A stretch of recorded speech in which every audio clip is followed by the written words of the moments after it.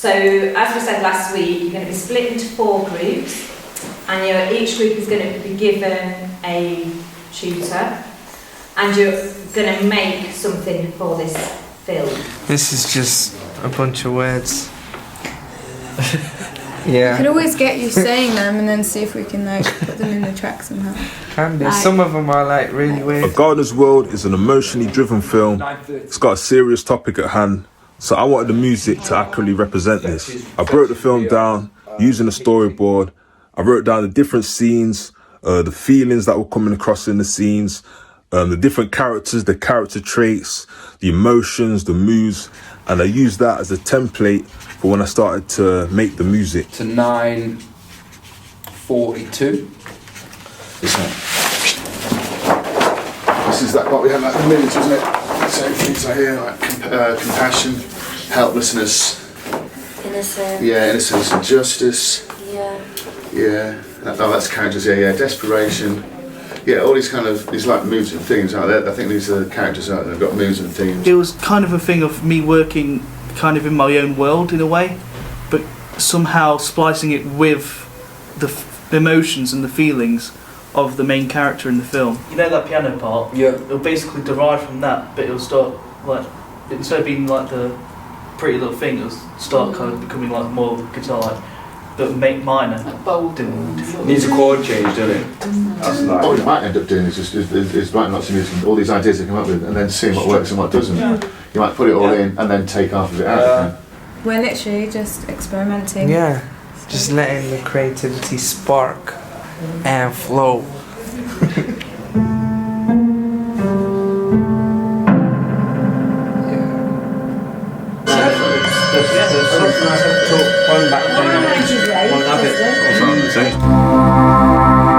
do you reckon we should have a bit of that? Well, no, just try it.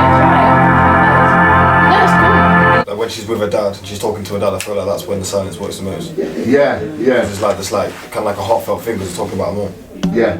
Or anything else. Yes, you might not necessarily need anything there. Yeah, it kind of speaks for itself, doesn't it? The actions speak for that. Yeah, rather than. I think the silence as well almost kind of shows what people see her like. We started out by looking at the overall feel within the film, and we found this scale tipping thing where on one side it was tranquil and on the other it was this feeling of desperation.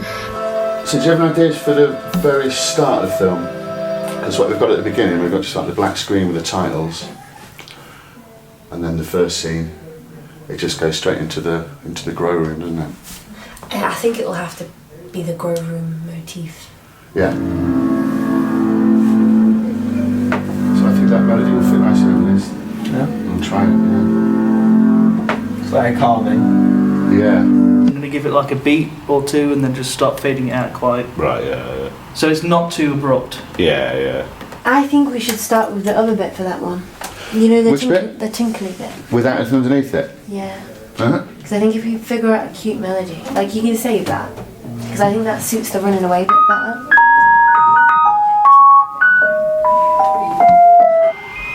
Who's that? Is that your dead mum? Listen. Maybe a bit shorter.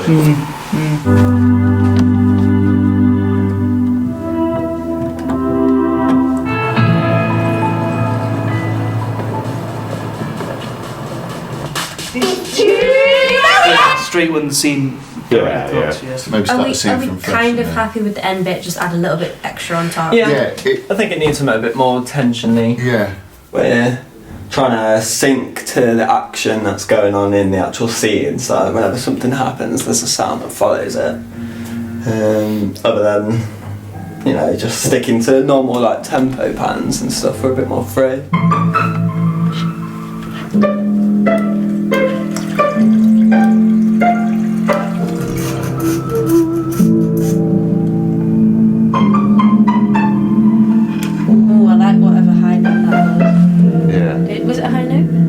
In this, you kind of have to tap into like your empathy.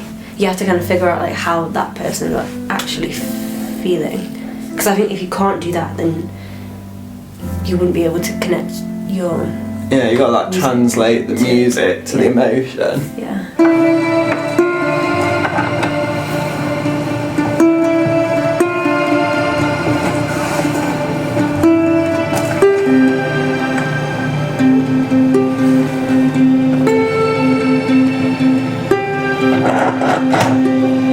Yeah, yeah. So good. That's nice. That's really nice. I'm so excited. I keep nearly crying at my own music against this film. It's really nice. Are you seeing it in a different light now? Because when I first watched the film, I was kind of like, right, this is happening. Whereas now I feel like I'm actually like feeling what's happening. Yeah. I don't know. He's ice cold. The deadline is Tuesday, so we don't have much time. But anything that we don't do now, we can just give to Robin. Okay. So I was thinking we could just make something. The deadline is for Robin to mix. Yes. I can just get it done at home. Yeah. And then we can take it all to Robin, and he said we can still kind Because he wants like the stems and stuff to mix. I think that's cute, and I think I'm gonna put some deeper underneath, and then I'm gonna put some vocals on it as well.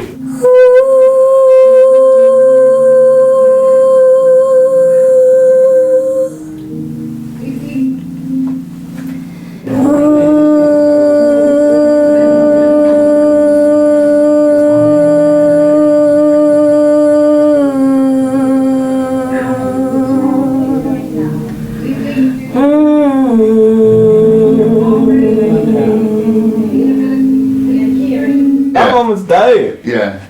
Yeah. Okay, thank you. Oh, that's too much. I should have warned you about that. That's too much. Yeah, fuck, yeah, that's gonna Yeah, we'll leave it at that. Yeah. I've never done anything like this before, so it's been an absolute experience, but I've loved every single minute of it. I'd do it again in a heartbeat because I've learned so much through this process. I found the whole process, it was definitely something I enjoyed doing. It helped that I had the visual aid of the film to guide me, and yeah, it was something that I'll definitely do again. Yeah, it was quite nice to actually work on it. It was a surprising experience. I never quite thought that I'd be able to kind of make something that sounded nice for a film, if you get what I mean. So yeah, it was great. It was great.